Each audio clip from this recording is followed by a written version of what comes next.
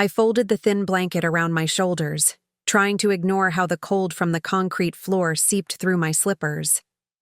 The air in the garage smelled of motor oil and forgotten gardening tools. My daughter's Mercedes SUV gleamed in the dim light, parked in the space where I was told to make myself comfortable for the night. 3 weeks ago, this house had my name on the deed. Now I was sleeping beside a workbench, wondering how I'd become a stranger in what was once my... It had been 7 months since Harold passed away. 42 years of marriage ended with a quiet exhale in a hospital room that smelled of antiseptic and resignation. Before we jump back in, tell us where you're tuning in from, and if this story touches you, make sure you're subscribed, because tomorrow I've saved something extra special for you. The doctors said his heart simply gave out, worn down after years of fighting diabetes. I wasn't ready, but then again, whoever is. Our Victorian-style house in Mapleton had always been too big for just the two of us, but Harold refused to downsize. "This is where Emily grew up," he'd say, referencing our only daughter. "Where would we host Thanksgiving if we moved to some cramped apartment?" So we stayed, maintaining 4 bedrooms and a sprawling garden that bloomed with the peonies Harold planted the year we moved in. The peonies were just beginning to show their pink buds when I received Emily's unexpected call. "Mom, I've been thinking," she said, her voice carrying that practiced gentleness she'd adopted since Harold's funeral. "That house is way too much for you to manage alone. All those stairs, the yard work, it's not practical." I ran my fingers along the kitchen counter, worn smooth from decades of meal preparations. "I'm managing fine," I said. "Mrs. Abernathy from church comes by on Thursdays to help with the heavy cleaning." "That's exactly my point," Emily sighed. "You're paying people to maintain a house that's 3 times what you need." She paused, and I could almost see her straightening her posture through the phone. "Craig and I have been talking. The firm is transferring him to the Mapleton office next month. We thought, well, it makes perfect sense for us to move in with you." My hand stilled on the counter. "Move in? All of you?" Of course, all of us. Me, Craig, and the twins. They'd finally have proper bedrooms instead of sharing that tiny space in our apartment. And you'd have help around the house, company every day. It's the perfect solution. Perfect for whom? I wondered, but didn't say. "We could help with the bills," Emily continued, "and you wouldn't be rattling around in that big house alone anymore." I glanced at Harold's armchair, still holding the impression of his body after all these months. The crossword puzzle book he'd been working on remained on the side table, a pencil marking his place. Was I lonely? Yes, but I'd found a rhythm to my days. Morning coffee on the porch watching birds at the feeder Harold had built, afternoons volunteering at the library, evenings with my quilting circle. "I don't know, Emily," I said slowly. "This is still my home. Your father and I—" "Dad would want you to be practical," she cut in, her voice taking on that edge she used when explaining something to the twins. "You're all alone there. What if you fell? What if something happened?" The concern was genuine, I knew that.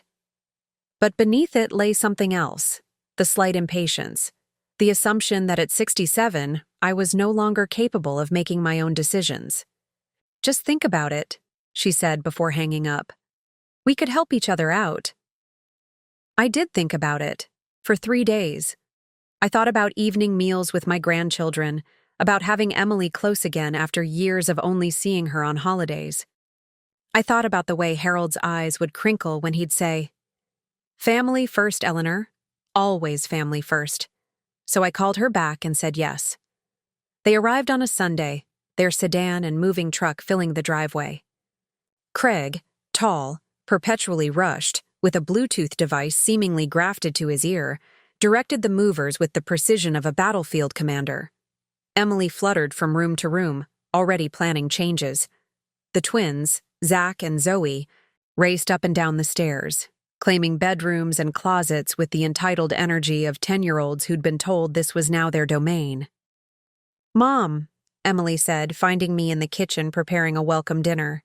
We were thinking you might be more comfortable in the guest room downstairs. It would save you dealing with the stairs. The guest room was half the size of my master bedroom, with a view of the neighbor's brick wall instead of the garden. But I nodded, not wanting to start their first day with an argument. The guest room is fine, I said, turning back to the pasta sauce I was stirring. Great, Emily smiled, relieved. Craig already had the movers take your things down. I froze, wooden spoon halfway to my lips. My things? Just the essentials. We can sort through the rest later. When I went upstairs after dinner, I found my bedroom transformed. My quilted bedspread and antique vanity were gone, replaced by Craig's modern furniture and exercise equipment. The walls, once soft blue, were now stark white. We'll need to repaint the whole house eventually, Emily explained when she saw my expression. Craig likes a clean, contemporary look for video calls. His clients expect a certain aesthetic. That first night, I lay in the unfamiliar guest bed, listening to the creaks and groans of my home adjusting to new occupants. This is just a transition period, I told myself. We'll find our rhythm. But as days turned into weeks, that rhythm never materialized. My morning coffee ritual on the porch was interrupted by Craig's 6 a.m. conference calls. My carefully tended garden was simplified into low-maintenance shrubs because those old flowers took too much water. The kitchen, once my domain, became Emily's testing ground for the trendy recipes she shared on her lifestyle blog. Could you watch the twins this weekend? Became a daily request, not a question. My volunteer hours at the library were dismissed as something to schedule around family needs. Dinner conversations revolved around Craig's work politics and the twins' school activities. When I mentioned my quilting circle, Emily exchanged a look with Craig that clearly said, "Isn't that cute? Mom has hobbies?" I was becoming a ghost in my own home, fading into the background of their lives, useful for childcare and cooking, but otherwise an inconvenience to be managed. I told myself it was worth it to be close to family, that Harold would have wanted this until the night of the storm. The April thunderstorm hit with unexpected ferocity. Lightning split the sky as rain pounded against the windows. I was in the kitchen preparing a casserole while Emily and Craig attended a work dinner. The twins were upstairs, supposedly doing homework, but more likely playing video games. The power flickered once, twice, then plunged the house into darkness. I found my phone and turned on its flashlight, making my way to the utility drawer for candles. "Grandma?" Zoe called from upstairs, her voice thin with worry. "It's just a power outage." "Sweetheart," I called back. "I'm getting candles. Stay where you are." I was arranging candles on the coffee table when headlights swept across the living room. Through the rain-streaked window, I saw Craig's car pulling into the driveway, earlier than expected. Moments later, they burst through the door, Emily, shaking water from her hair. "Entire neighborhood's out," Craig announced, removing his wet jacket. "Dinner was cut short." "I've got candles," I offered, holding one up.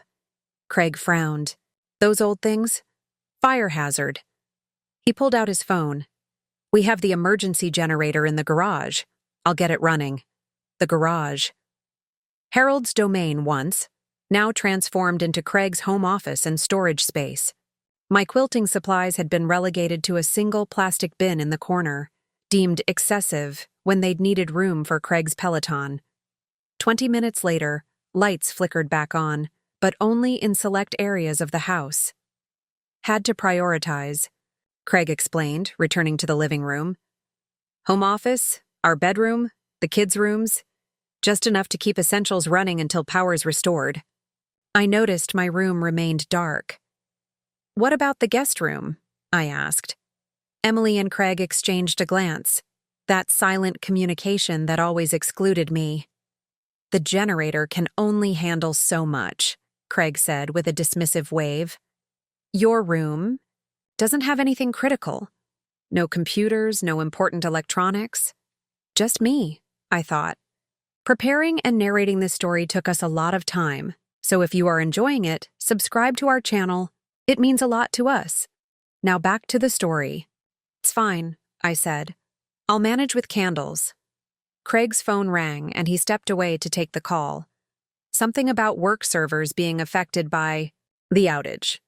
Emily moved closer, lowering her voice. Mom, Craig needs to set up an emergency workstation tonight. The power might be out for hours and he has an important presentation tomorrow. I nodded, waiting for her to continue, though I already sensed what was coming. He needs to use the guest room. It has the best setup with the desk and extra outlets on the backup circuit. Her eyes darted toward the stairs. We were thinking, just for tonight, you could sleep in the garage. The sofa out there pulls out, and it'll be warm enough. With blankets. The garage. Where the trash bins were kept. Where bikes and garden tools collected dust. The garage, I repeated, not as a question, but in disbelief. It's just one night, Emily said quickly. The weatherman says the storm should pass by morning, and the generator keeps it lit and heated. I thought of protesting, of reminding her, whose name was on the deed, whose life savings had paid off the mortgage. But the words died before reaching my lips. This had become the pattern, each small concession making the next one easier to demand. I'll get my nightgown, I said quietly. That night, lying on the lumpy pull-out sofa in the garage, I stared at the ceiling while rain drummed against the roof. The thin blanket did little against the persistent chill. Next to me, Craig's expensive car seemed to mock my displacement, metal and machinery valued above the woman who had provided this shelter. I reached for my phone, seeking distraction, and saw a missed call from Martha, my sister who lived 2 states away. We hadn't spoken in weeks, not since I'd told her about Emily and Craig moving in. She'd been skeptical then, warning me about maintaining boundaries. Don't let them run roughshod over you, she'd said. I'd defended my daughter, assuring Martha that this arrangement would benefit everyone. Now, in the cold garage that smelled of motor oil and damp cardboard, I wondered if Martha had been right. All along, I called her back, not expecting an answer at this late hour. To my surprise, she picked up on the 3rd ring. Ellie, everything okay? Her voice was alert despite the time. The power's out, I said, then inexplicably began to cry. Silent tears that had been building for weeks. Ellie, what's wrong? Where are you calling from? The garage, I whispered. The garage? Why on earth?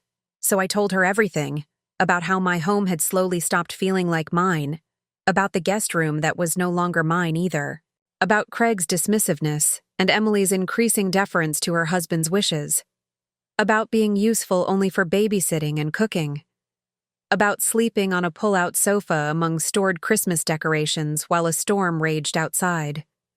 Martha listened without interrupting. When I finished, the silence stretched between us. You need to come stay with me, she finally said, her voice firm. This isn't right, Ellie. I can't just leave, I protested. This is my home. Is it?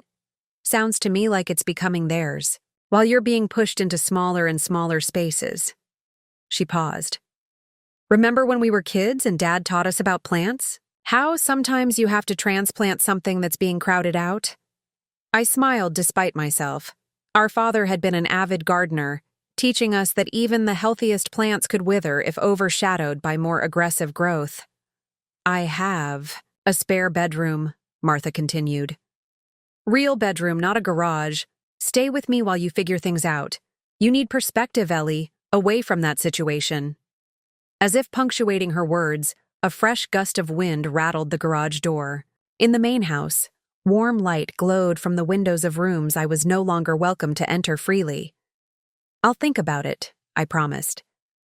Don't think too long, she said. Call me tomorrow. And Ellie, you deserve better than a garage. After we hung up, I lay awake, Martha's words echoing. Did I deserve better? Hadn't I raised Emily to be more considerate? When had my role shifted from mother to inconvenience? Outside, the storm began to subside, the rain tapering to a gentle patter.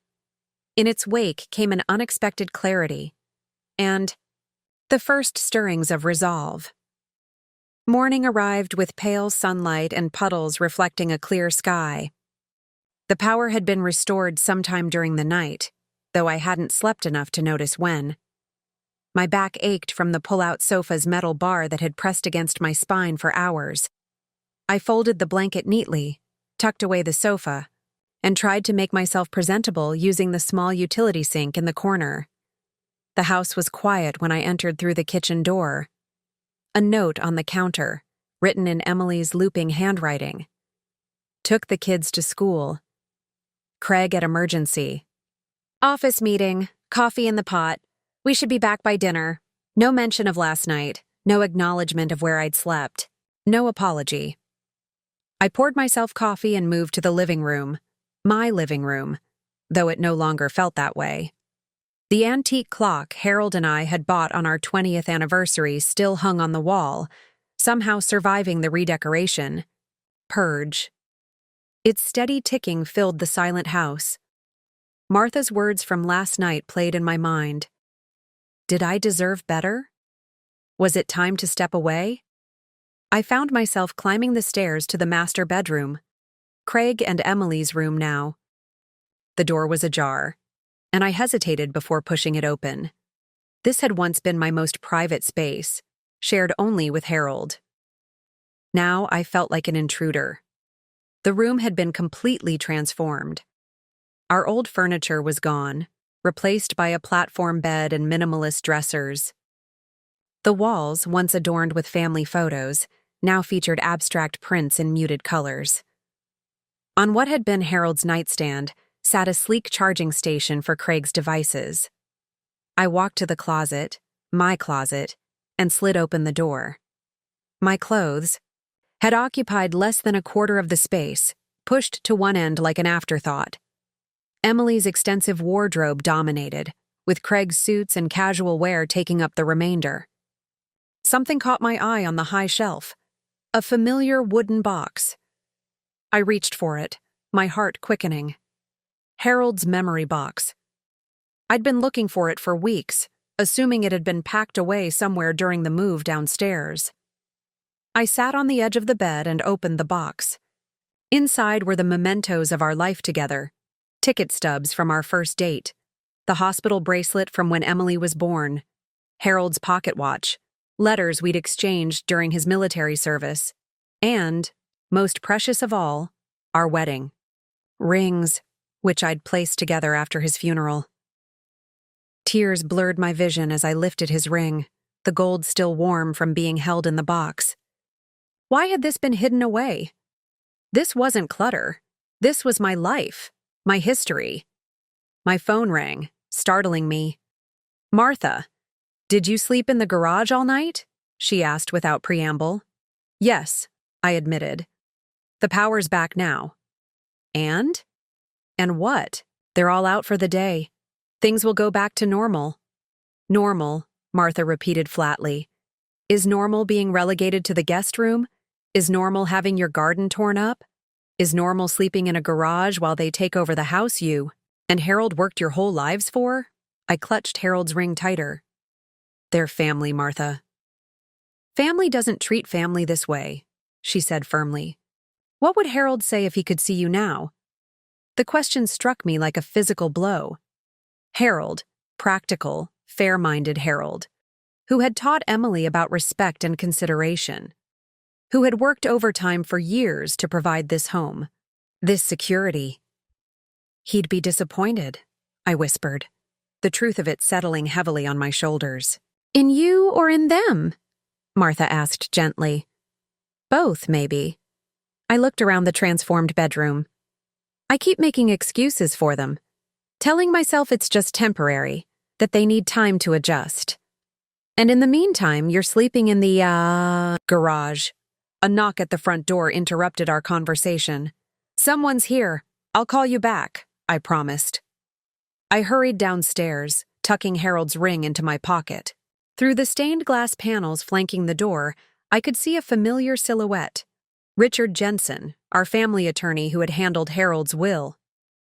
Eleanor, he smiled warmly as I opened the door. Hope I'm not intruding. I was in the neighborhood and thought I'd check in. Haven't seen you at the community center lately. I invited him in, apologizing for the disarray. Richard had been Harold's friend for 30 years, handling everything from our mortgage to Harold's medical directives. The place looks different, he observed tactfully, glancing around at the modernized living room. Emily and Craig moved in a few weeks ago, I explained, gesturing for him to sit. They've made some changes. Richard nodded, his expression carefully neutral. And how's that arrangement working out? I hesitated, unwilling to criticize my daughter to an old family friend. It's an adjustment, I finally said. Richard studied me, his eyes kind but perceptive. Eleanor, forgive me for being direct, but you don't look well. Are you sleeping? The simple question, asked with genuine concern rather than Emily's perfunctory check-ins, broke something in me. To my horror, I began to cry. Between sobs, I told him everything. The gradual takeover of my home, the garage incident, my growing sense of displacement. Richard listened attentively, pulling out a handkerchief for me. I'm sorry, I said, dabbing at my eyes. I don't know what's come over me. What's come over you is that you're being mistreated in your own home, Richard said bluntly. Eleanor, do you remember the terms of Harold's will? I blinked, confused by the shift in conversation.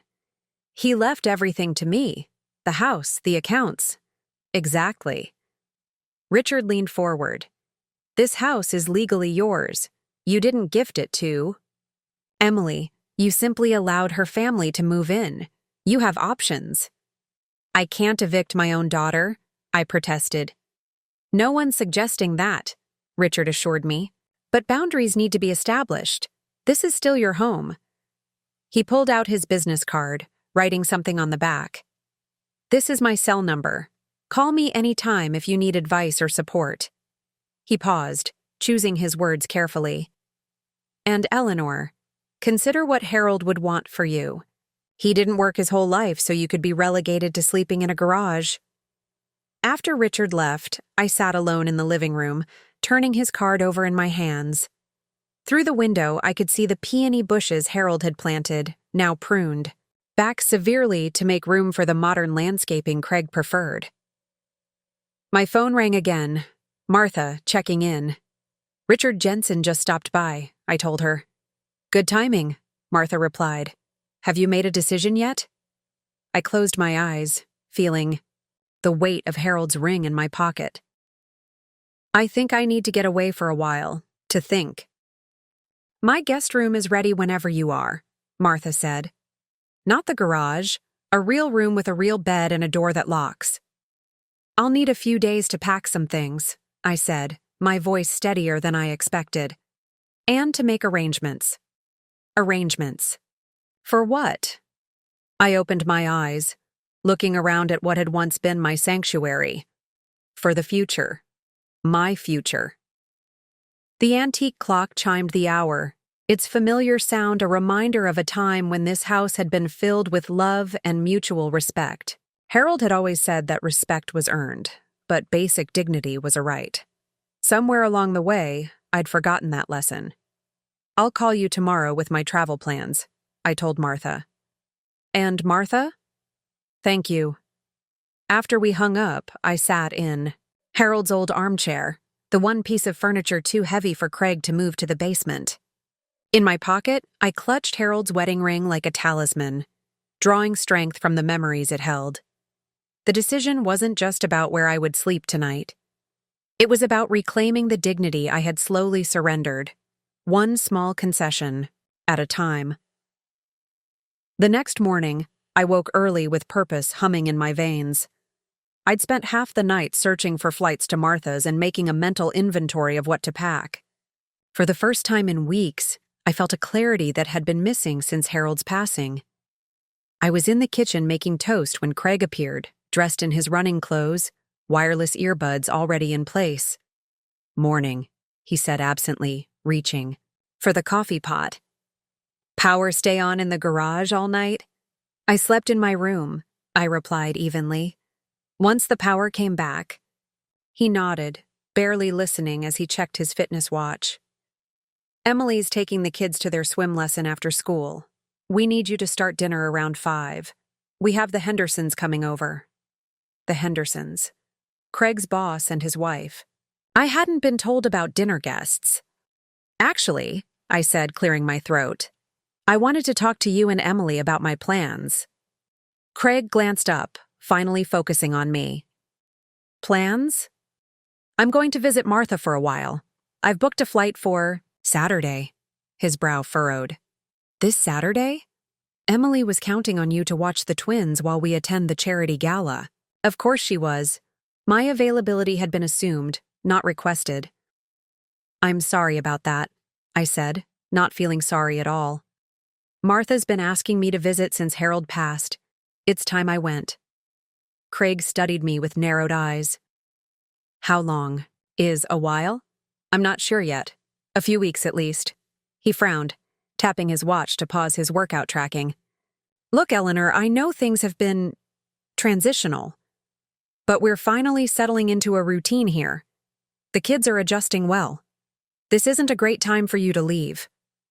A routine. Yes, we had established quite the routine, one where I was convenient childcare and household help, but not quite family. "Nevertheless, I'm going," I said, surprised by the firmness in my voice. "I've already purchased the ticket." Craig opened his mouth as if to argue further, then seemed to think better of it. "We'll discuss this with Emily tonight," he said finally, grabbing his water bottle and heading for the door. I spent the morning quietly gathering essentials from around the house. Photo albums stored in the hall closet, Harold's pocket watch, from the wooden box I'd discovered, financial documents from the filing cabinet in what was now Craig's office. I worked methodically, taking only what mattered most, what couldn't be replaced. Around noon, my phone rang. An unfamiliar number. "Mrs. Callahan?" "This is Diane from Richard Jensen's office. Mr. Jensen asked me to call about the property assessment." "You requested?" I frowned, confused. "I'm sorry, I didn't request." "Mr. Jensen thought it prudent given your conversation yesterday," Diane continued smoothly.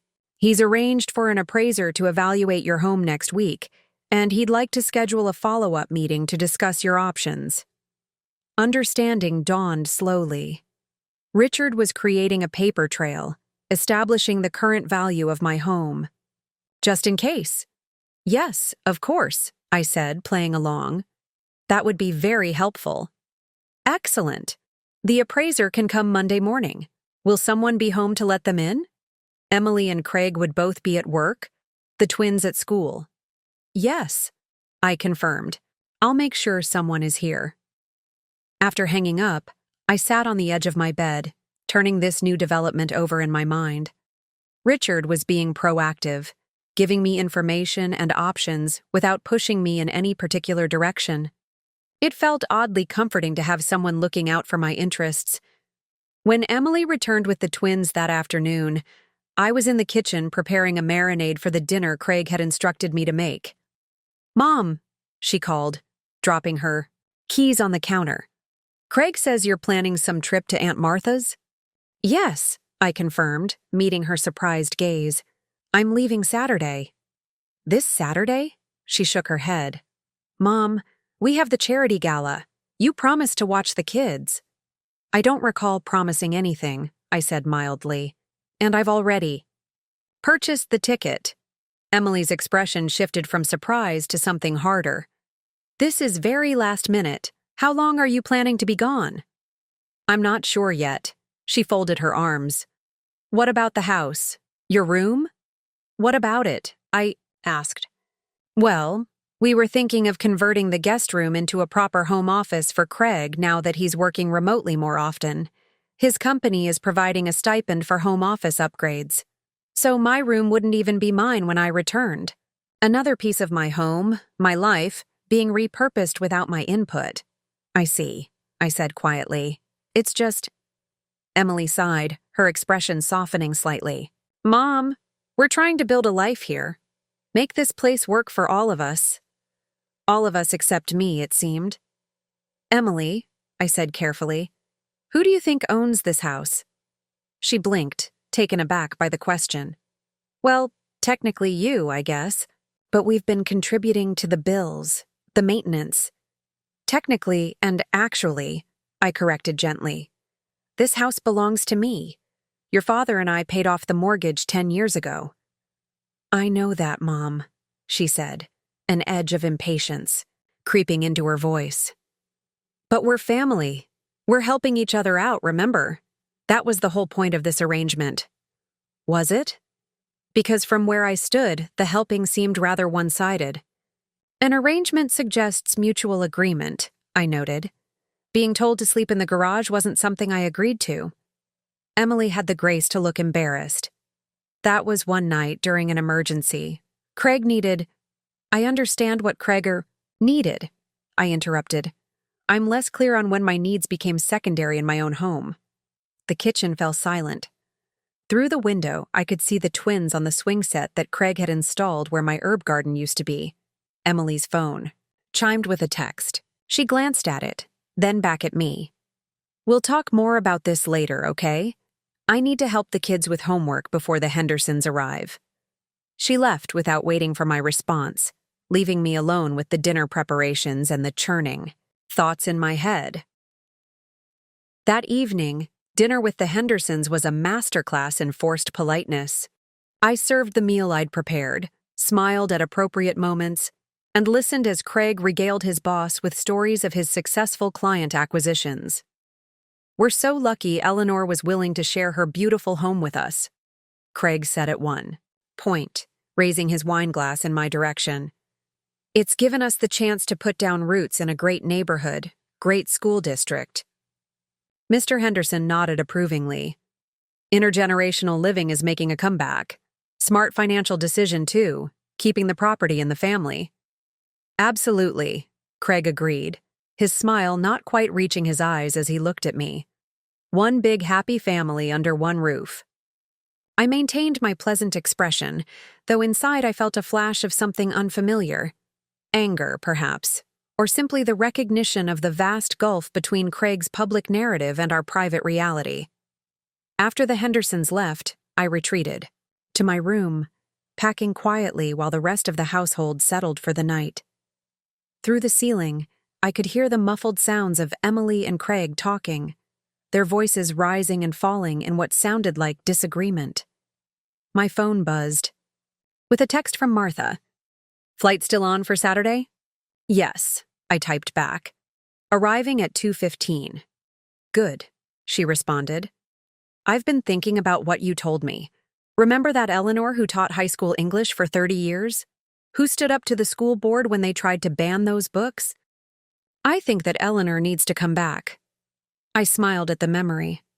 I had indeed fought that battle, armed with passion, preparation, and the unshakable belief that I was standing on the right side. When had I stopped fighting for what mattered? Placed Harold's wedding ring in my jewelry case, alongside my own. Whatever happened next, I would face it with the strength we had shared for 42 years. For the first time since moving downstairs, I locked my bedroom door before going to sleep. Friday morning dawned with tension hanging in the air like the humidity before a storm. I rose early, determined to maintain my routine despite the charged atmosphere. At the kitchen table, I sipped my coffee and made a final list of things to pack, aware that my departure was now only 24 hours away. Emily appeared in the doorway, already dressed for work in a crisp blazer, her face carefully composed. Mom, she began, pouring herself coffee. Craig and I talked last night. We think you might be feeling underappreciated. I raised an eyebrow but said nothing. The garage situation, that was thoughtless, she continued. We should have handled it differently. Yes, I agreed simply. You should have. Emily sat across from me, clasping her hands on the table. We don't want you to leave feeling upset. This is your home too. Too. The word hung between us, revealing volumes. Not my home, but my home too. As if my claim had become partial, diluted by their presence. I appreciate that, I said carefully, but I still need this time away. Emily's professional smile faltered slightly. Of course, we just want to make sure you know how much we value having you here. The twins love having their grandmother around, and financially, this arrangement benefits all of us. There it was. Again, the financial angle, always simmering beneath the surface of their consideration.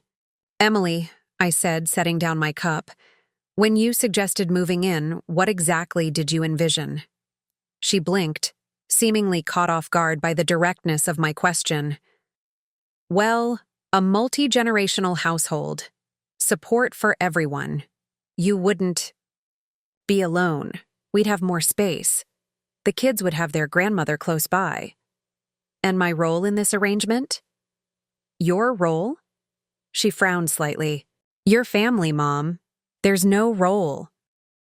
Yet I'm expected to be available for childcare, to prepare meals, to adjust my schedule around yours, to give up my bedroom, and eventually, it seems, to surrender my guest room as well. Emily's cheeks flushed. That's not fair. We've been contributing to the household expenses, handling the yard work, taking care of maintenance issues, things you couldn't manage alone. Couldn't I?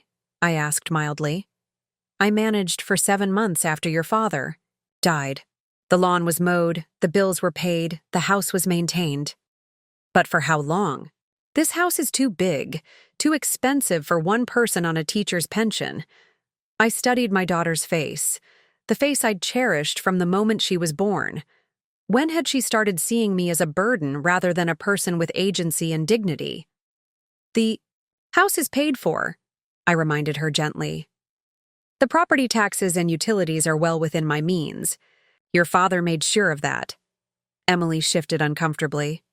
It's not just about money, Mom. It's about practicality, about the future. Yes, I agreed. The future is precisely what I need to think about during my visit with Martha. A flicker of worry crossed Emily's face. What does that mean? Before I could answer, Craig appeared, briefcase in hand, already speaking as he entered the kitchen. Eleanor, the sink in our bathroom is draining slowly. Could you call the plumber while we're at work? Oh, and the twins have early dismissal today, school development day. They'll need to be picked up at noon. He finally looked up from his phone, registering the tension at the table. Everything okay? Mom and I were just discussing her trip, Emily said, her voice overly bright. Craig nodded, his attention already drifting back to his device. Right. The visit to your aunt. Well, we'll manage, though the timing isn't ideal with the home office renovation starting Monday. I hadn't been told about any renovations. What renovations? I asked. For Craig's office, Emily explained quickly. The contractors are coming to convert the guest room, your room, into a proper workspace. Just some built-in shelving, desk area, better lighting. I see, I said quietly.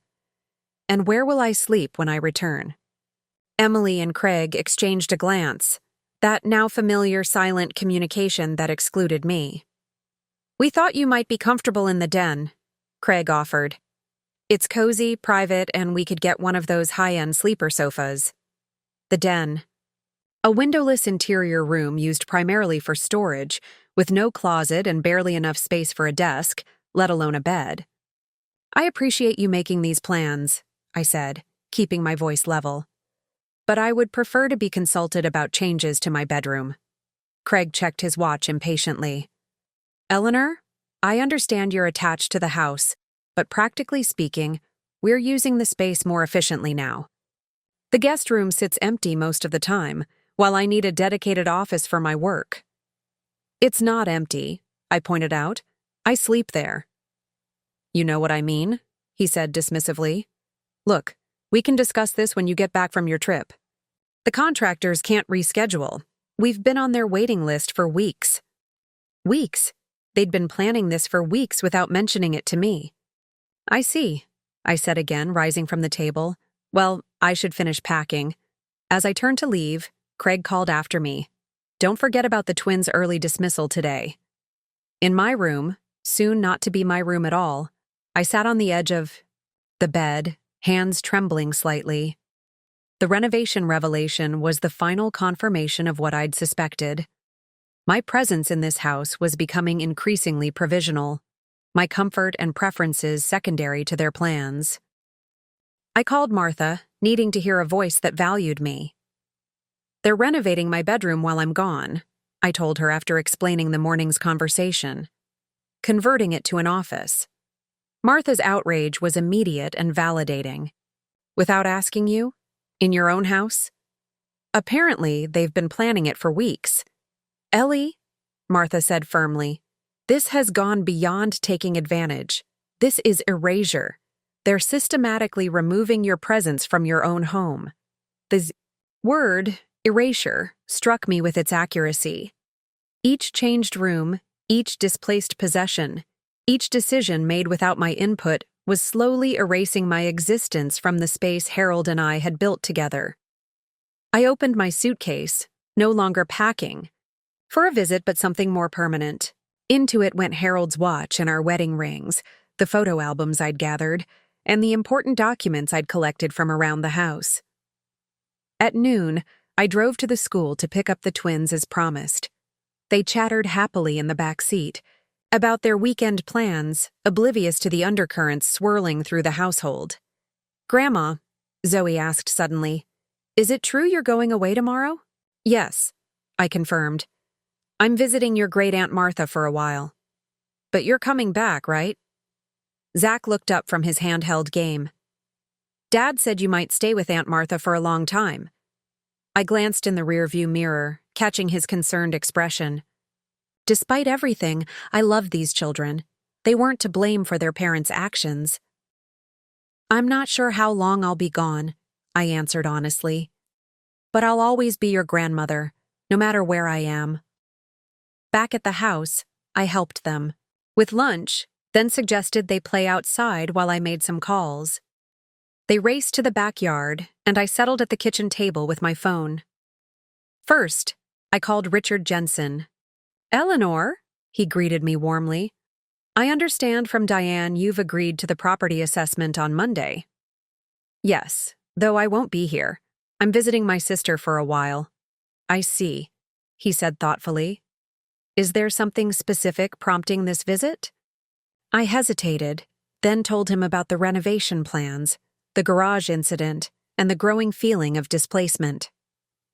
Richard listened attentively. Eleanor, given what you're describing, I think we should discuss your options more thoroughly. How long will you be at your sister's? I'm not sure yet. The return ticket is open-ended. Good. That gives you time and distance to consider next steps. He paused. I don't want to overstep, but as your attorney and Harold's friend, I feel obligated to point out that what you're describing sounds like elder alienation, a form of emotional abuse. Abuse. The word landed like a stone in still water, sending ripples of recognition through my consciousness. I had never considered myself a victim of abuse. I was a retired teacher, a mother, a widow, not someone vulnerable to manipulation. Yet here I was, being systematically marginalized in my own home, my boundaries ignored, my autonomy undermined. What are my options? I asked quietly. Several, Richard replied. We can start by establishing clear legal boundaries regarding the property. You might consider a formal rental agreement with Emily and Craig, outlining expectations and limitations. Or if you're considering a more permanent separation from the property, we could discuss sale options. Sale options. Selling the house. Harold and I had cherished for decades. It seemed unthinkable, yet also strangely liberating to consider. Let me think about it during my visit, I said. And yes, please proceed with the property assessment. After hanging up, I stood by the kitchen window watching the twins play on the swing set. The peony bushes beside them were beginning to bud despite Craig's aggressive pruning. Resilient, determined to bloom regardless of the circumstances. I felt a sudden kinship with those persistent plants. Perhaps it was time for me to show similar resilience. Saturday morning brought a flurry of activity. I rose before dawn, finishing my packing while the house slept.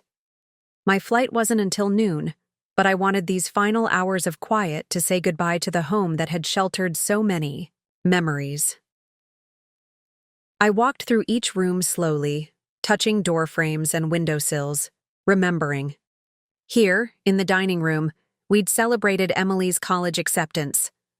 There, by the fireplace, Harold had proposed on bended knee 43 years ago. This staircase had echoed with Emily's footsteps as she'd descended in her prom dress, Harold's eyes misty with pride. So many moments, layered like sediment, forming the bedrock of my life. In the kitchen, I prepared coffee and toast, savoring the familiar ritual one last time before my departure. Emily appeared as I was washing my cup, already dressed despite the early hour. "I'll drive you to the airport," she offered, pouring herself coffee. "Thank you, but I've already arranged a car service," I replied. She frowned slightly. "That's an unnecessary expense. I don't mind driving you." "I prefer it this way," I said, gently. "Less disruptive to your Saturday plans." Emily studied me over the rim of her mug. "You're still upset about the renovation." It wasn't a question, but I answered anyway. "I'm disappointed that such a significant change to my living space was decided without consulting me." "Mom," she sighed, setting down her cup. "We didn't think it was that big a deal. It's just a room. When you come back, we'll make sure the yi samai. Den is comfortable. Just a room. My room. Soon to be erased, like so many other aspects of my presence in this house." "When will the work be completed?" I asked. "About 2 weeks," Emily replied. "Craig's company is covering most of it since it's a work expense. It's a smart financial move, really." Always back to the financial angle. I wondered when money had become Emily's primary measure of value. "I see," I said, turning to rinse my plate. "Well, I hope it turns out as you envision." Emily leaned against the counter, arms folded. "How long are you planning to stay with Aunt Martha exactly?" "I'm not sure yet," I answered truthfully. "As long as needed." "Needed for what?" A note of frustration crept into her voice. "Mom, if this is some kind of protest against changes to the house—" "It's not a protest," I interrupted quietly. "It's a recognition that I need space to think about my future." "Your future is here, with us," Emily insisted. "We're family. We look out for each other." I turned to face her fully. Looking out for each other suggests mutual consideration and respect. I've felt very little of either lately. Her cheeks flushed. "That's not fair. We've been adjusting to a new living situation. There are bound to be growing pains." "Sleeping in the garage wasn't a growing pain, Emily. It was a clear indication of where I stand in the hierarchy of this household. It was one night, during a power outage." She threw up her hands in exasperation. "You're blowing this completely out of proportion." Perhaps I was. Or perhaps that night in the garage had simply crystallized what had been happening gradually since they moved in. My slow, steady relegation to the margins of what had once been the center of my life. "I should finish getting ready," I said, unwilling to escalate the tension further. "My car will be here at 9. I retreated to my room, closing the door softly behind me. In the quiet, I took several deep breaths, steadying myself. Confrontation had never been my natural inclination. As a teacher, I'd always preferred gentle guidance to harsh correction. But sometimes I reminded myself, the kindest thing you can do is speak your truth clearly. At 8:30, I brought my suitcase to the foyer. Craig appeared from the kitchen, coffee in hand, the twins trailing behind him in pajamas. "All set for your trip?" he asked, his tone artificially bright. "Yes, thank you." The contractors will be here Monday morning, he informed me. I've taken the day off to oversee the initial work? I nodded, not trusting myself to respond without betraying my feelings about these contractors who would dismantle my personal space in my absence. Grandma, bring us presents, Zach requested, wrapping his arms around my waist. I smiled, bending to hug him properly. I'll see what I can find. When are you coming back? Zoe asked, her expression serious. Before I could answer, Craig interjected smoothly. Grandma's going to have a nice long visit with Great Aunt Martha, sweetie, and when she comes back, we'll have the house all fixed up and even better than before. Fixed up. As if my home had been broken somehow before they arrived to improve. The doorbell rang, my car service arriving early. I hugged the twins once more, promising to call them soon. Emily appeared from upstairs, her expression torn between concern and frustration. Safe travels, Mom, she said, embracing me stiffly. Think about what I said, okay? Your future is here, with your family. As the driver loaded my suitcase into the trunk, I turned for one last look at the house, at the porch where Harold and I had spent countless summer evenings at the window of what had been our bedroom, at the garden now transformed to suit Craig's minimalist aesthetic. I felt a curious mixture of grief and relief as the car pulled away. Something was ending, yes, but perhaps something else was beginning. At the airport, I found my gate and settled in to wait for boarding. My phone buzzed with a text from Emily. The kids already miss you. Please don't stay away too long. I tucked the phone away without responding, unsure what I could honestly promise. Beside me, an elderly couple held hands as they waited, their comfortable silence speaking of decades shared. The woman caught me watching and smiled, a gesture of solidarity between people of a certain age. I smiled back, wondering if she, too, had ever had to fight to maintain her dignity and place in the world. My phone rang. Richard Jensen. Eleanor, glad I caught you before your flight, he said when I answered. I wanted to let you know I've spoken with the appraiser. He'll conduct a full assessment on Monday, including interior photos and measurements. Craig will be home, I warned. He's taken the day off to oversee the renovations. That's actually perfect, Richard replied.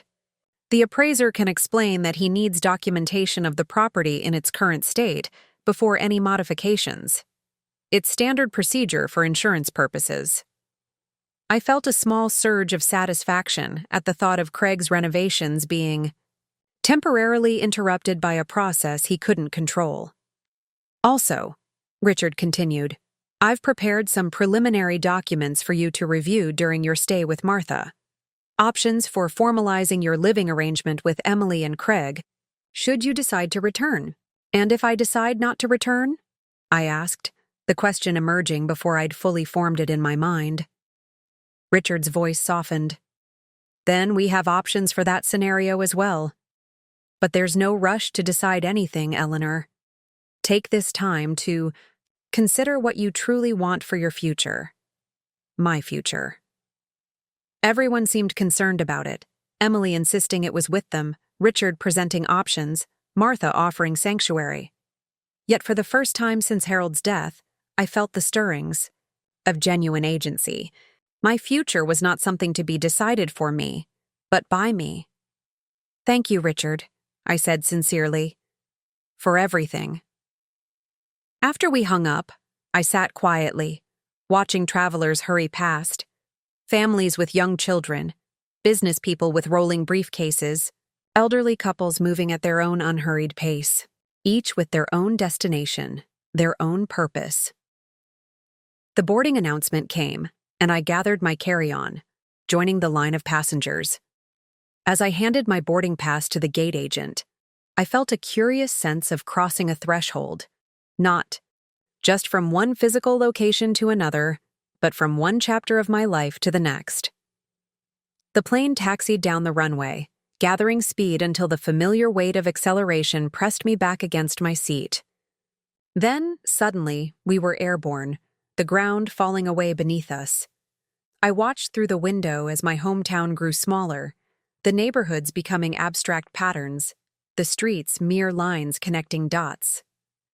Somewhere down there was the house, my house, where Emily and Craig were likely already measuring the guest room for Craig's new office furniture. Yet, instead of grief, I felt a surprising lightness.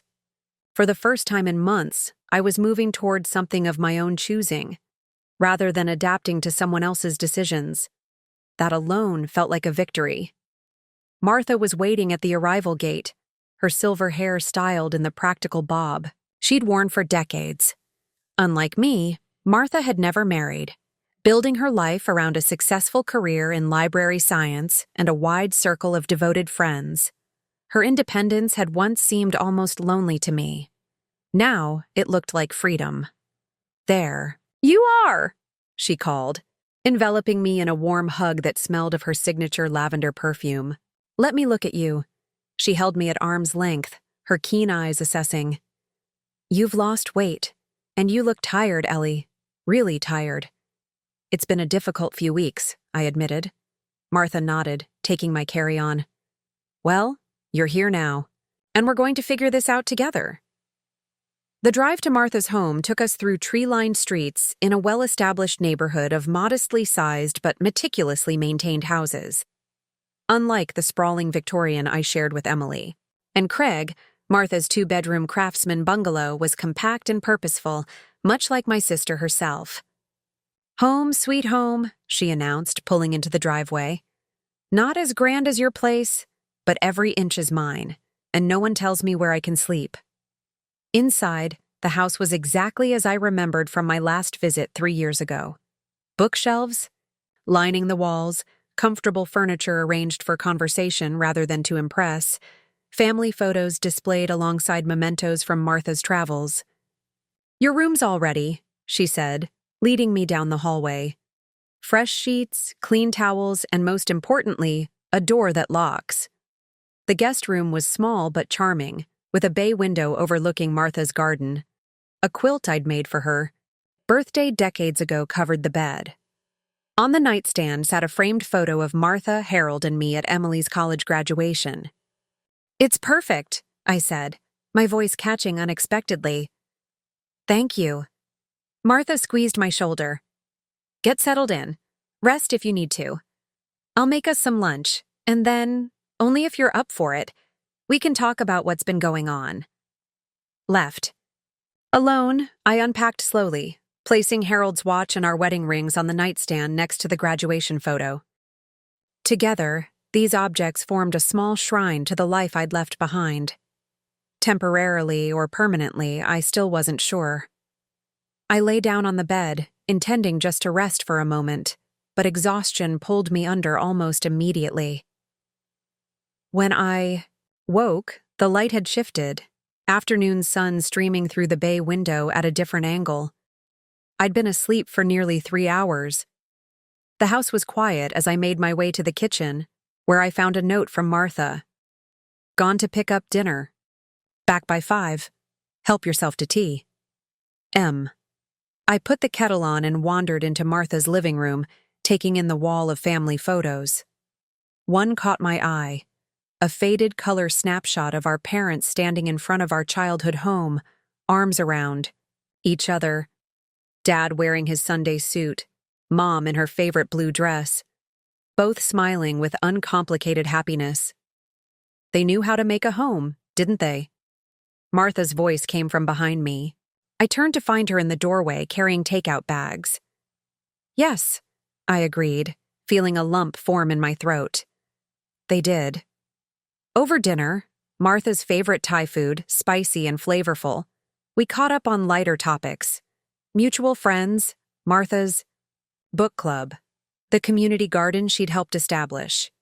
It wasn't until we moved to the living room with cups of tea that she broached the subject we'd been circling. "So," she said, settling into her armchair. "Tell me everything. Start from the beginning," and I did. I told her about Emily's initial suggestion that they move in, about the gradual takeover of spaces, about the basement bedroom, and finally, about the garage and the renovation plans. Martha listened without interrupting, her expression growing, increasingly troubled. The thing is, I concluded, I keep asking myself if I'm overreacting. It was just one night in the garage. The renovation makes practical sense for their family. Maybe I'm being selfish, clinging to spaces I don't really need. Martha set down her teacup with a decisive click. Ellie, listen to me. This isn't about practicality or need. It's about respect and consideration. They moved into your home, a home you and Harold created, and have systematically pushed you to the margins. That's not family looking out for each other, that's exploitation. Exploitation seems like a strong word, I protested weakly. Is it? Martha challenged. They're living in your house, using your resources, benefiting from your free childcare and household labor, while simultaneously diminishing your comfort, autonomy, and dignity. What would you call it? Put that way, the situation did seem more troubling than I'd allowed myself to acknowledge. Richard Jensen used the term elder. Alienation, I said quietly. Martha nodded grimly. Smart man. That's exactly what it is. A form of emotional abuse where older family members are isolated, devalued, and made to feel like burdens rather than vital members of the family. But Emily wouldn't deliberately, maybe not deliberately, Martha conceded. But the impact is the same, regardless of intent. And Craig? From what you've described, I'm less convinced about his motivations. I stared into my tea, watching ripples form as my hand trembled slightly. What should I do? I can't just abandon my home. All those memories with Harold. Memories live in here, Martha said gently, tapping her temple. Not in walls and floors. Harold is with you wherever you go. But it's my house, I insisted. Why should I be the one to leave? Who said anything about leaving permanently? Martha leaned forward. The question isn't whether you should stay or go. It's about reclaiming your power in this situation. Power, I repeated, the word feeling strange in my mouth. When had I last felt truly powerful? Perhaps in my classroom, years ago, guiding young minds, standing firm in my expertise and authority. Yes, power, Martha affirmed. You hold all the legal cards here, Ellie. The house is yours. You decide who lives there and under what conditions. You've just forgotten that you have choices. My phone buzzed with a text from Emily. Contractors confirmed for Monday morning. Hope your flight was smooth. Kids say goodnight. No question about how I was settling in. No acknowledgement of our tense parting. Just an update about the renovation proceeding as planned. I showed Martha the text, and she raised an eyebrow. Notice, what's missing? Any indication that your feelings or preferences matter. What would you do? I asked her. If you were in my position? Martha considered for a moment. I'd start by getting all the facts and understanding my options, which it sounds like Richard is helping you do with this property assessment. Then I'd decide what I truly want, not what's easiest, not what avoids conflict, but what genuinely serves my well-being and dignity. And if what I want conflicts with what Emily and Craig want, then you face that honestly, Martha said simply. Your needs don't automatically rank below theirs, Ellie. That's the mindset you need to break. We talked late into the evening, Martha's clear-eyed perspective helping me see patterns I'd been too close to recognize. The gradual erosion of my authority in my own home. The subtle ways my preferences had been dismissed as unimportant. The assumption that my time and space were less valuable than Craig's. When I finally retired to my room, I felt both drained and oddly invigorated. Martha had held up a mirror, showing me not just what had been happening in my home, but how I had participated in my own diminishment by failing to establish and maintain boundaries. I sat on the edge of the bed, holding Harold's wedding ring, running my thumb over the smooth gold band. What would you advise, my love? I whispered to the empty room. What would you say if you could see how things have turned out? No answer came, of course. Yet somehow, I felt I knew what Harold would say. He'd always believed in treating others with respect, but he'd also believed in standing firm when necessary. Kindness isn't the same as being a doormat, he'd often told Emily during her teenage years. When had I forgotten that lesson? My phone rang, startling me. Emily. Mom, she began without preamble when I answered. I need to ask you something. Is someone coming to the house on Monday? Craig got a call confirming an appointment with an appraiser. I took a deep breath, centering myself. Yes, I arranged for a property assessment before I left. A property assessment? Why? Her voice sharpened with suspicion. Because I need to understand the current value of my home, I replied evenly. Are you? She stopped, then continued more carefully. Are you thinking of selling the house? I'm considering all my options, Emily. A charged silence filled the line. When she spoke again, her voice had lost its professional polish, revealing the child I'd raised. Mom, you can't be serious. We just got settled. The kids are enrolled. In school. Craig's office renovation is starting. We had an agreement. Did we? I asked quietly. What exactly was our agreement, Emily? Because from where I stand, you moved into my home and gradually pushed me into smaller and smaller spaces until I was sleeping in the garage. That was one night, she protested. Why do you keep fixating on that? Because it perfectly symbolizes what's been happening since you moved in, I explained, surprising myself with my clarity. I've become an afterthought in my own home, and now I need to decide if that's acceptable to me. So you're punishing us? Having the house appraised as some kind of threat? No, Emily. I'm gathering information so I can make informed decisions about my future, just as you and Craig have been doing. The line went quiet again. When Emily finally spoke, her voice was subdued. What kind of decisions? I don't know yet, I answered truthfully. That's why I'm here with Martha. To think, to reflect, to consider my options. Will you at least talk to us before you do anything drastic? She asked. Yes, I promised. But the assessment is happening on Monday. Please make sure someone is there to let the appraiser in. After we hung up, I sat holding the phone, half expecting it to ring again with Craig on the line, ready to deploy his corporate negotiation tactics. But no call came. I placed Harold's ring back on the nightstand and prepared for bed, feeling strangely at peace. For the first time since Emily and Craig had moved in, perhaps even since Harold's death, I felt like I was steering my own course, rather than being carried along by currents I couldn't control. Whatever came next would be my choice. And that, I realized as I drifted toward sleep, was a kind of power I had nearly forgotten I possessed. Sunday morning at Martha's house felt like stepping into a different world. No one needed me to prepare breakfast or drive children to activities. No one questioned my movements or made assumptions about my availability.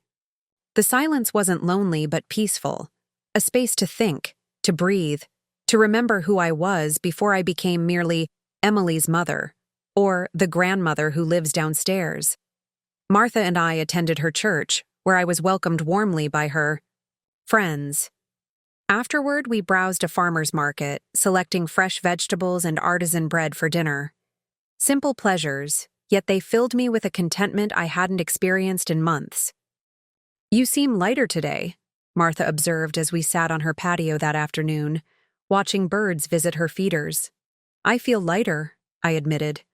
Being here, away from the situation, gives me perspective. My phone had remained blessedly silent. No demands, no updates about the renovation, no passive-aggressive reminders of family obligations. The absence of these small stresses highlighted how constant they had become in my daily life. Monday morning, I woke to a text from Richard. Appraiser, scheduled for 10 a.m., will call you afterward with preliminary findings. I showed Martha over breakfast. And so it begins, she said, sipping her coffee. Are you nervous? A little, I confessed. This feels like a significant step, though I'm not sure toward what exactly. Toward reclaiming your agency, Martha replied. Whatever you ultimately decide, you're acting rather than just reacting now. That's progress. We were sitting in her sunroom when Richard called shortly after noon. Eleanor, he began, his tone professional but warm. The appraiser has completed the initial assessment. Are you somewhere you can talk privately? Yes, I confirmed, stepping onto the patio while Martha tactfully remained inside. How did it go? Smoothly, though your son-in-law seemed surprised by the thoroughness of the process. The appraiser took detailed photos and measurements of every room, including the garage. I could imagine Craig's discomfort at having a stranger document the home he'd been reconfiguring to suit his preferences. And the preliminary value? I asked. Richard named a figure that made me grip the patio railing for support. It was significantly higher than I'd anticipated, nearly double what Harold and I had paid decades ago. The location has become extremely desirable, Richard explained. The school district is top-rated, and homes with that kind of historical character and square footage rarely come on the market in your neighborhood. I absorbed this information silently, its implications unfurling in my mind. Eleanor, Richard continued carefully, I should inform you that I received a call from Craig this morning after the appraiser left. He seemed concerned about the purpose of the assessment and asked if you were planning to sell.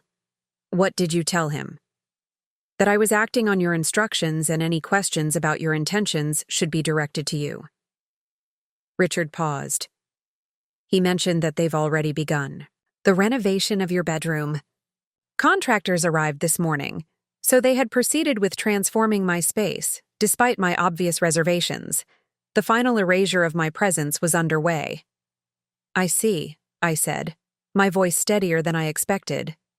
Thank you for letting me know. Eleanor, Richard's tone softened. May I speak frankly, as Harold's friend? Please do. I've prepared several options for you to consider. A formal rental agreement with market-appropriate terms. A co-ownership arrangement if you wish to give Emily and Craig a stake in the property. Or, he hesitated briefly, a clean sale at full market value, allowing you to purchase something that's truly yours alone. And if I sold, I asked, following this thread, what would that mean for Emily and Craig? They would need to either purchase the home from you at market value or relocate. Given the current valuation, I suspect the former might be challenging for them unless they have significant savings or qualify for a substantial mortgage. The realization struck me with unexpected force. I was not financially dependent on Emily and Craig's contributions to household expenses. They, however, were dependent on my generosity in allowing them to live in a home they likely could not afford to purchase on their own. This fundamental power imbalance had been obscured by their confident takeover of my space, their air of doing me a favor by moving in. The truth was precisely the opposite. Thank you, Richard, I said, my mind working rapidly now. Would you please email me those options you've prepared? I'd like to review them carefully. Of course. Take your time considering them. There's no rush to decide. But as I ended the call and looked out over Martha's carefully tended garden, I felt a certainty crystallizing within me. The moment of truth had arrived, not just about the house, but about how I would define the remaining chapters of my life. My phone rang almost immediately after I hung up with Richard. Emily. I took a deep breath and answered, Hello, Emily. Mom. Her voice was tight with controlled anger. What exactly are you doing? I'm gathering information about my options, I replied calmly, surprising myself with my steadiness. Options? Mom, we had an understanding. We moved our entire lives to be with you, to help you, and now you're having the house appraised behind our backs? Craig says the appraiser took pictures of everything, even measured the garage. I noted her emphasis on how they had sacrificed for me, not how I had accommodated them. Yes, I requested a complete assessment, I confirmed. As the homeowner, that's my prerogative. Homeowner, Emily repeated, her voice hardening. Is that all this is to you now? Property? What about family? What about the kids who are finally settled in a good school district? Family works both ways, Emily, I said quietly. Respect goes both ways. What's that supposed to mean? It means that converting my bedroom into Craig's office without my genuine consent isn't respectful. Making me sleep in the garage wasn't respectful. Treating me as convenient childcare rather than a person with my own needs wasn't respectful. I can't believe we're back to the garage again. It was one night during a power outage. It's not just about the garage, Emily.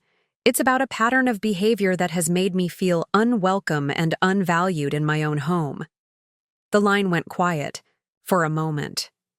When Emily spoke again, her voice had shifted to the placating tone she used with difficult clients.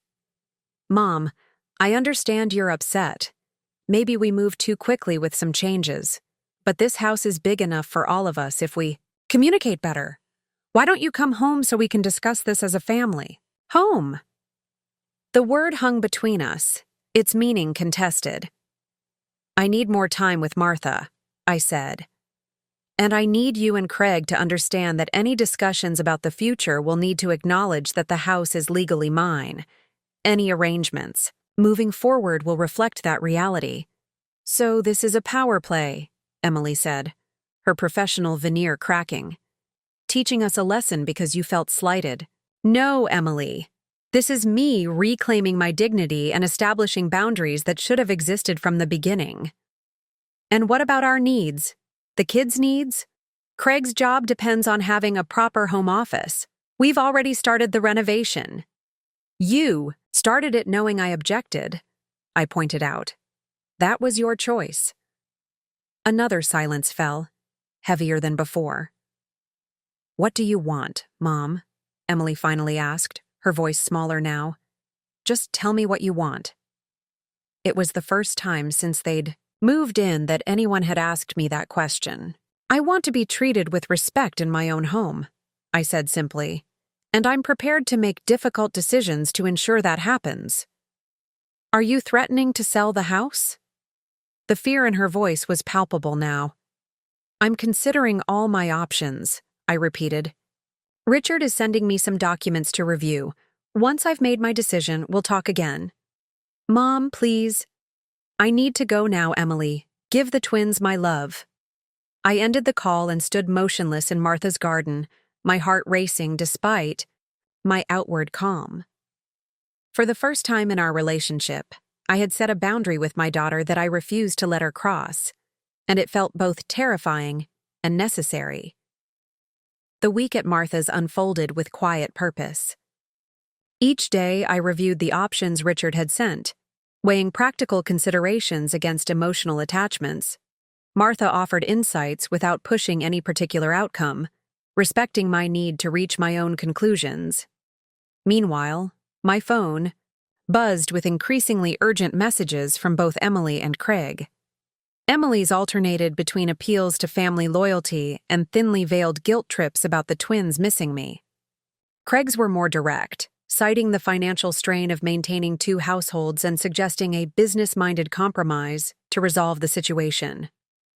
I responded politely but briefly, maintaining my boundary of needing time and space to decide. On Thursday evening, Richard called with news. The full appraisal report is complete, he said. And there's something else you should know. I received an inquiry from a real estate agent representing a family interested in Victorian homes in established neighborhoods. They asked specifically about properties in your area. My house isn't listed for sale, I pointed out. No, but in this market, serious buyers often reach out about potential properties before they're officially listed. The agent mentioned her clients might be willing to make a very competitive offer, above the appraised value, if you were interested in selling. The synchronicity seemed almost too perfect. Do you think I should consider it? That depends. Entirely on what you want, Eleanor. But it does give you an additional option, one that might simplify your decision-making process. After we hung up, I sat in Martha's garden, watching twilight settle over the flowers. The possibility of a clean break, selling the house outright to strangers rather than negotiating complex arrangements with Emily and Craig, held a certain appeal. Yet the thought of letting go of the home where Harold and I had built our life together created a hollow feeling in my chest. That night, I dreamt of Harold. We were sitting on our front porch, watching fireflies rise from the garden at dusk. "What should I do?" I asked him in the dream. He smiled, his face as clear and vivid as if he were truly beside me. "You already." "No, Ellie.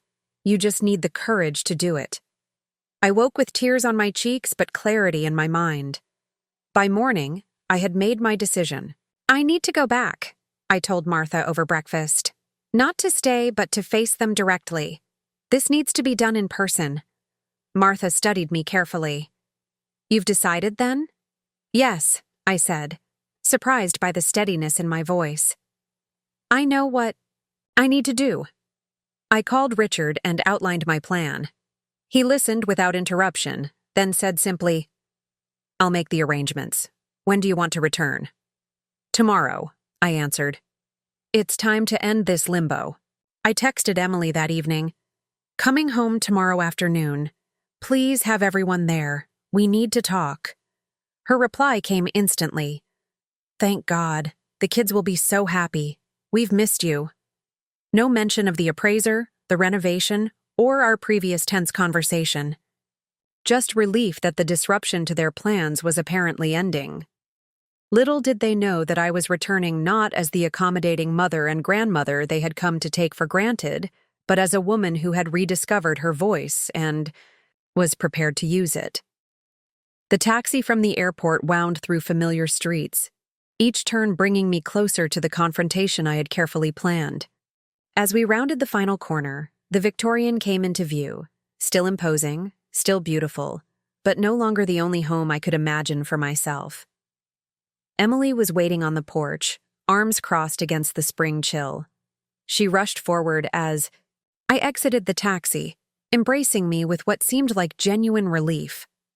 "Mom, I'm so glad you're back. The kids have been asking for you every day." I returned her hug briefly but maintained a certain reserve. "Let's go inside. We have a lot to discuss." The interior of the house struck me differently after my week away. The modern furniture that had replaced my antiques, the sterile white walls, the absence of the small touches that had made this space mine. The renovation of my bedroom was complete, the door now bearing a small plaque reading "Home Office." In the living room, Craig sat with the twins, his smile practiced but his eyes watchful. "Eleanor, welcome home," he said, rising to greet me. "We've been holding down the fort in your absence." Their casual assumption that this was still a temporary disruption rather than a fundamental shift struck me as both presumptuous and telling. "Is there coffee?" I asked, setting down my purse. "I think we'd all benefit from sitting down together." Emily hurried to the kitchen while Craig corralled the twins, sending them upstairs to play. When we were all seated around the dining table, coffee cups in hand, I took a deep breath and began. "I've spent this past week thinking carefully about our living situation," I said calmly, "and I've come to some decisions that will affect all of us." Craig leaned forward, his negotiator's instincts visibly engaging. "We're all ears. I'm sure we can work something out that addresses everyone's concerns." "This isn't a negotiation," I clarified. "It's a statement of how things will be moving forward." Emily and Craig exchanged a quick glance. That silent communication that had excluded me for months. "I've received an offer on the house," I continued. "A very generous one, well above market value." The color drained from Emily's face. "You're selling, without even discussing it with us first?"